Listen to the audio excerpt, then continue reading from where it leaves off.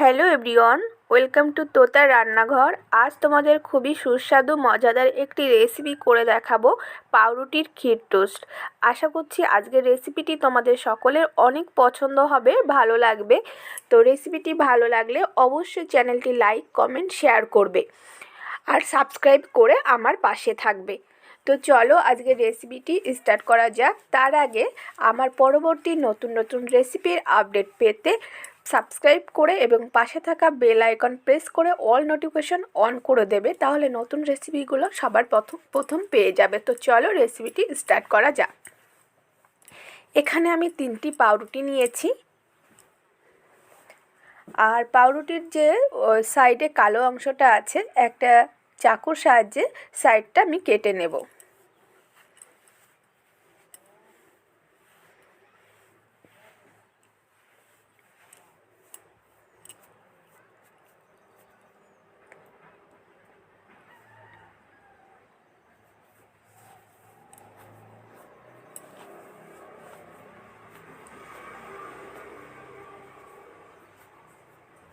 তো দেখো, সবগুলো রুটির আমার সাইডটা কেটে নেওয়া হয়ে গেছে। এখন এক একটা রুটিকে 4টে করে পিস করে ভাগ করে নেব।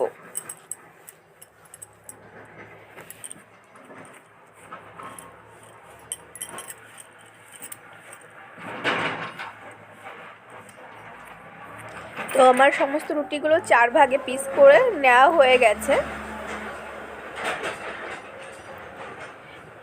আর এখন আমি একটি গ্যাসে প্যান বসিয়ে দিয়েছি, আর তাতে তেলও গরম হয়ে গেছে। এখন আমি এক একটি করে রুটির পিস দিয়ে ভেজে নেব। তো আমার সমস্ত রুটির পিস দেওয়া হয়ে গেছে, আর একটা চামচের সাহায্যে আমি এখন উল্টে দিচ্ছি সমস্ত রুটিগুলোকে।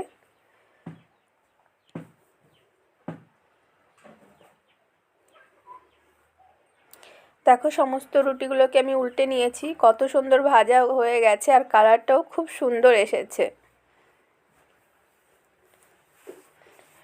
তো আমার ভাজা হয়ে গেছে, এখন আমি একটা প্লেটে নামিয়ে নেব।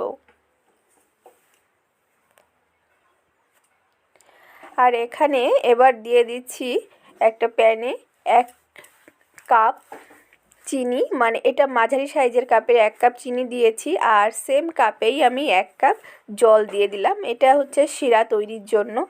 তো এবার আমি হাই হিটে শিরাটা তৈরি করে নেব।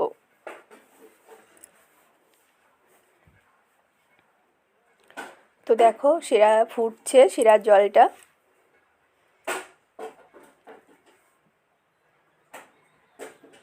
তো রেডি হয়ে গেছে শিরাটা। দেখো কেমন আঠালো হয়েছে, চেটচেটে। তো আমি একটা আঙুলে নিয়ে দেখাচ্ছি। তো রেডি হয়ে গেছে। এখন আমি গ্যাসটা অফ করে দেব।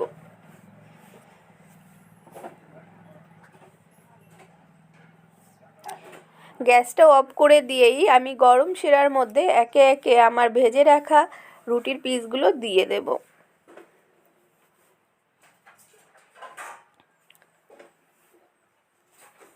একটা পাশকে আমি 2 থেকে 3 মিনিট রেখে উল্টে দিচ্ছি অপর পিঠ।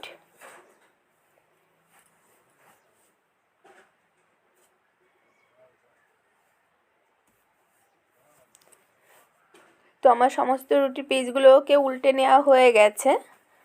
এবারে আমি নামিয়ে নেব।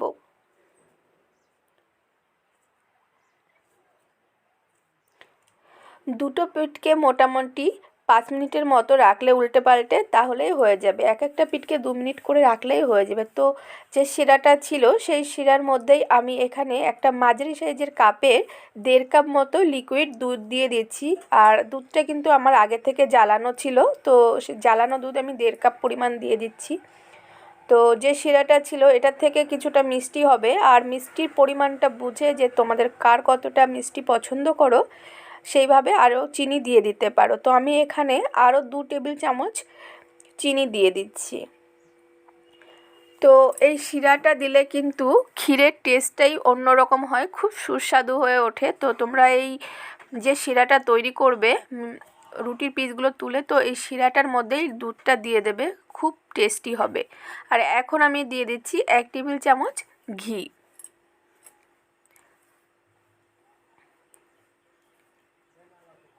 আর সঙ্গে দুটো ফাটানো এলাচ। তো এখানে এলাচের গুঁড়ি দিলে খুব ভালো হয়, তো আমার কাছে এখন এলাচের গুঁড়ি করা ছিল না, যার জন্য আমি গোটা এলাচকে ফাটিয়ে দিয়ে দিলাম।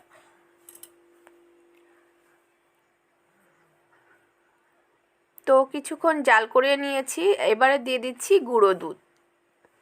আর এই গুঁড়ো দুধটা দেওয়ার পরে কিন্তু অনবরত নেড়ে যেতে হবে, নাড়াচাড়া না করলে কিন্তু লেগে যেতে পারে।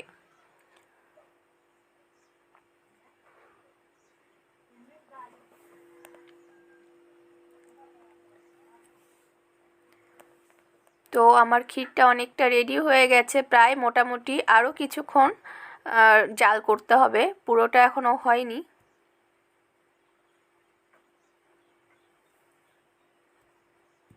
কত সুন্দর হয়েছে না, দেখতে যতটা লোভনীয় লাগছে, খেতে কিন্তু এর থেকেও অনেক টেস্টি হয়েছে ক্ষীরটা।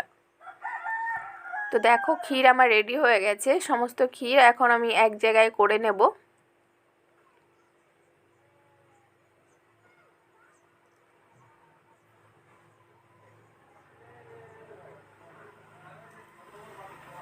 এই পর্যায়ে আমি গ্যাসটা অফ করে দিচ্ছি।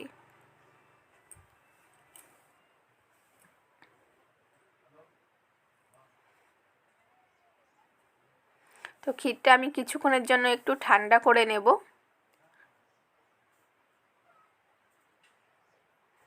ক্ষীরটা ঠান্ডা হয়ে গেছে, এখন আমি টোস্টের উপরে লাগিয়ে দেব। ক্ষীরটা দিয়ে একটা টোস্টে দিয়ে অপর আরেকটি টোস্ট এর উপরে চাপা দিয়ে দেব।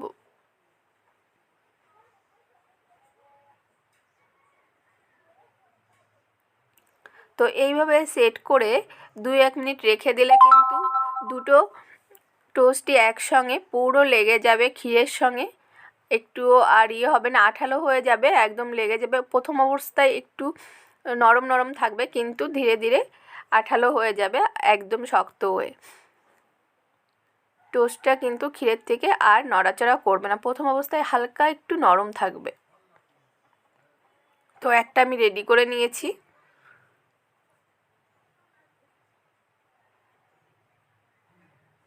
আমি দ্বিতীয়টিও করছি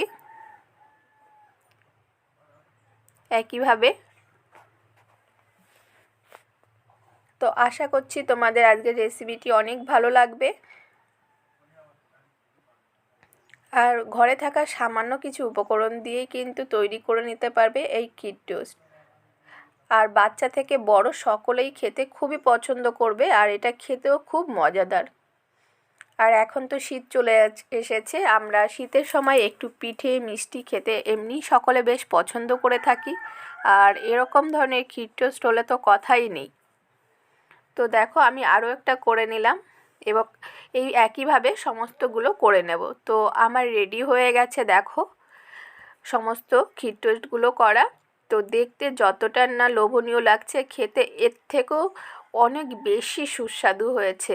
তোমাদের কাছে রিকোয়েস্ট করছি একবার অন্তত বাড়িতে এটা রেসিপিটি তৈরি করে খেও, অনেক ভালো লাগবে।